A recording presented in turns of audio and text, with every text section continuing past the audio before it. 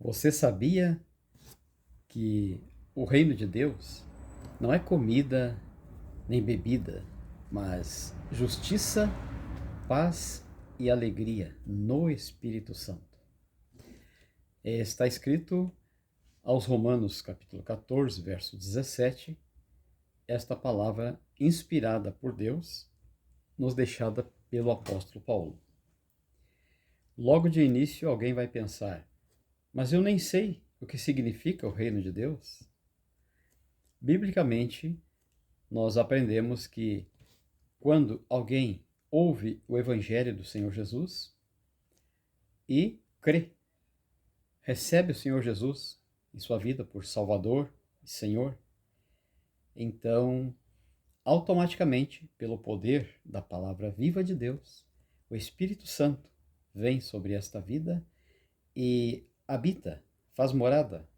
Então começa a mudança de dentro para fora, do interior para o exterior. Começa então esta ação do poder de Deus, o Espírito Santo, a transformar a nossa vida. Nós que todos, sem exceção de pessoas, somos pecadores, por natureza, mas vindo a plenitude do tempo, se completando o tempo determinado por Deus, ele enviou a Jesus Cristo, que nasceu da Virgem Maria, e este Jesus Cristo, o Filho do Deus vivo, ele veio então trazer para nós o perdão dos pecados. Ele veio restaurar, ele veio regenerar o ser humano. No Evangelho do Senhor Jesus, João, capítulo 1 e verso 12, ali diz assim: a saber, a todos que crerem, receberem ao Senhor Jesus, a estes foi dado o poder de serem feitos filhos de Deus, aos que crerem no seu nome. Sendo assim, o reino de Deus está entre nós, como está em Mateus capítulo 4, verso 17. O Senhor Jesus, no início do seu ministério, ele já diz, chegando próximo ao mar da Galileia, encontrando ali muitas pessoas, ele diz: arrependei-vos, porque é chegado a vós o reino dos céus, o reino de Deus. E no mesmo livro, Mateus capítulo 4, bem no início, ali o Senhor Jesus, na sua forma humana, na sua natureza humana, ele foi levado ao deserto para ser tentado pelo diabo, pelo inimigo, o enganador. Quando ele lhe disse para Cristo: se tu és o Filho de Deus, manda que essas pedras se tornem em pães, sabendo que Jesus, na forma humana, estava em jejum e estava padecendo fome, Então estava enfraquecido fisicamente, cansado, faminto. Agora ele vem, se apresenta e diz: se tu és o Filho de Deus, manda que essas pedras se tornem em pães. Como é que o Senhor Jesus, ali, Jesus em pessoa, na forma física, reagiu a esse desafio, a essa tentação? E que lição ele deixou para nós, que exemplo? É sublime, maravilhosa lição, quando ele responde ao inimigo: nem só de pão viverá o homem, mas de toda a palavra que procede da boca de Deus. E da boca de Deus tem procedido muitas palavras lindas, edificantes para a nossa fé. E onde elas estão? Na Bíblia Sagrada. Toda a Bíblia, do início ao final, de Gênesis ao Apocalipse, em seus 66 livros, compondo 37 no Antigo e 26 no Novo, nós vemos que em todos esses livros ela não se contradiz. Diversas pessoas, em épocas diferentes, em culturas diferentes, em dialetos, idiomas diferentes, foi traduzido para nós, ao português, compilado todos estes livros, formado como que uma biblioteca, lá do original, biblos, quer dizer Bíblia. Então, é onde está compilado vários livros do Antigo, do Novo Testamento, mas a inspiração divina, ela é notável, é sensível em todos os livros, em todos, desde lá dos patriarcas do tempo de Moisés, né, dos 5 livros do Pentateuco, Gênesis, Êxodo, Levítico, Números e Deuteronômio. Depois tem os livros, né, tem os profetas, depois tem os Salmos, e tem mais livros dos profetas menores. Depois vem um intervalo que houve, que, digamos, em que Deus, o soberano Criador, silenciou com a humanidade. Houve um período de silêncio por volta de, em torno de 400 anos, não houve manifestação, não está descrito na história, na Bíblia, né? Não há um livro, não há descrição, não há profecias. Foi um tempo que entende-se que então Deus deu um intervalo, foi, digamos, como que uma página em branco, né?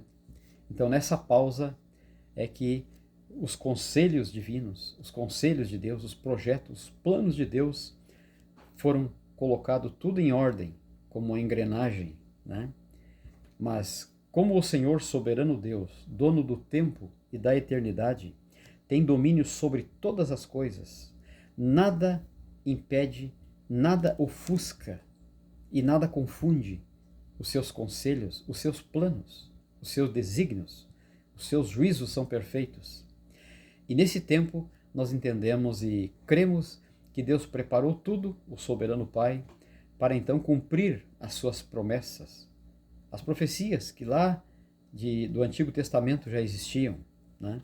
Sabendo que muitas coisas, claro, eram figuras das coisas que haveriam de vir, eram sombra das coisas futuras que se cumpririam na vinda e na pessoa de Jesus Cristo. Então, por isso que hoje nós não podemos e não devemos, né? E nós não agradamos a Deus quando nos utilizamos de imagens dentro do templo, né? Imagens de tantas coisas que pessoas usam hoje. Tem que imitar a construção, o Templo de Salomão. O Templo de Salomão foi feito com todos aqueles ingredientes, digamos assim, né? Todos aqueles itens citados lá no Antigo Testamento, mas foi tudo coisa da época. Foi projeto de Deus que deu para Davi, para Salomão, e foi concretizado na época, teve o seu sentido, né? Com todas as figuras significando, simbolizando a cultura judaica, os costumes, os hábitos, o modo de adoração. E ali nós vemos que havia, né, o altar, a bacia do holocausto, né, de executar o sacrifício, né, sobre a vítima. Havia a mesa com o candelabro, né, o candeeiro, onde ardiam constantemente as 7 lâmpadas, eram mantidas com óleo, o óleo fino da oliveira, eram mantidos e as lâmpadas não se apagavam, e a luz não se apagava no tabernáculo dia e noite. E ali havia um vaso, e naquele vaso era colocado as 2 tábuas da lei e também a vara que florescera, aquela vara de amendoeira que floresceu lá no tempo de Arão. Então ali ficava, né, o maná também, naquele vaso ali, ficava, né, as tábuas da lei, o maná e a vara de Arão que florescera, foi um milagre que Deus operou. Então vejam bem que essas coisas tiveram seu sentido, seu significado simbólico, conforme o histórico, a cultura e as permissões de Deus, né? Tudo que aconteceu na época do povo judeu, do povo hebreu. Mas agora, para a nova aliança em Cristo Jesus, isto nos templos cristãos, segundo o Novo Testamento, não se utiliza nenhum destas figuras, nenhum destes símbolos.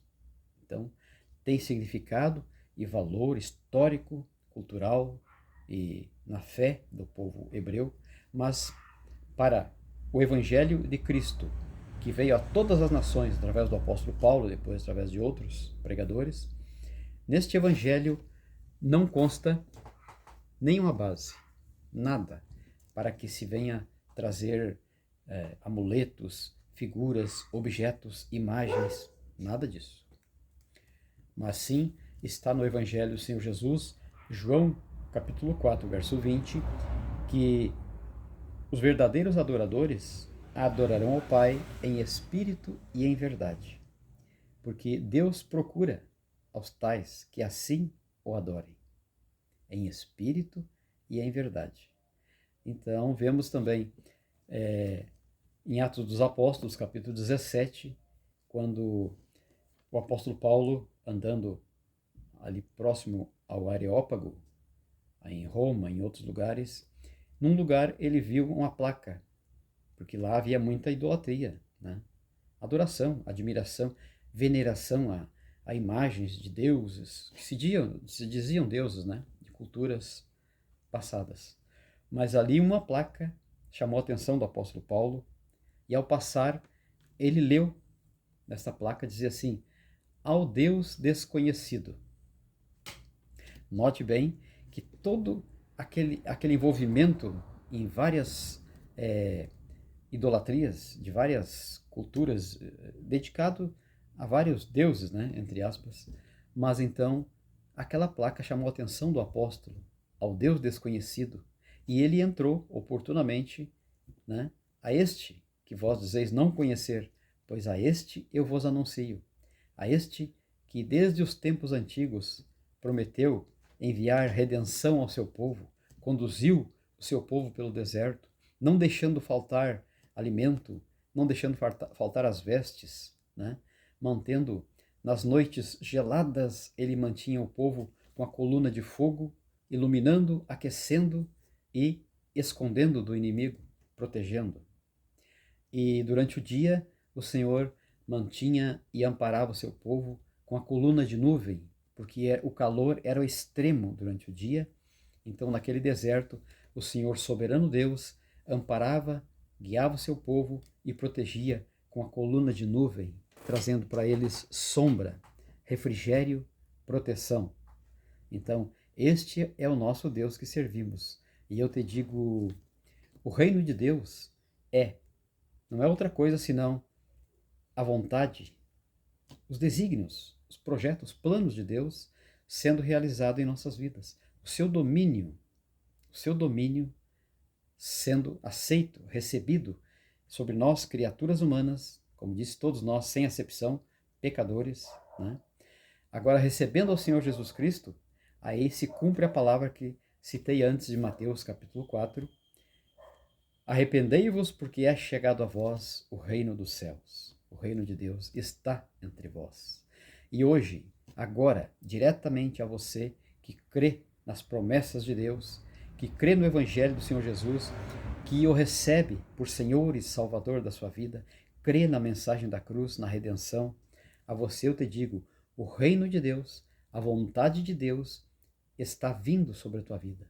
O reino de Deus está sobre você, está entre nós. Então, aos Romanos 14, 17, eu recitei que o reino de Deus não é comida nem bebida, mas é justiça, paz e alegria.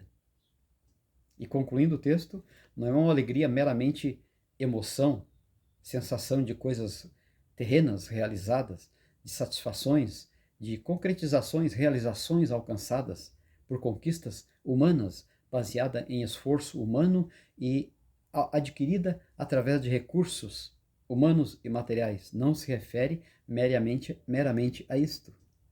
E não é comida nem bebida, coisas que mantêm a vida terrena, mas é justiça, paz e alegria no Espírito Santo.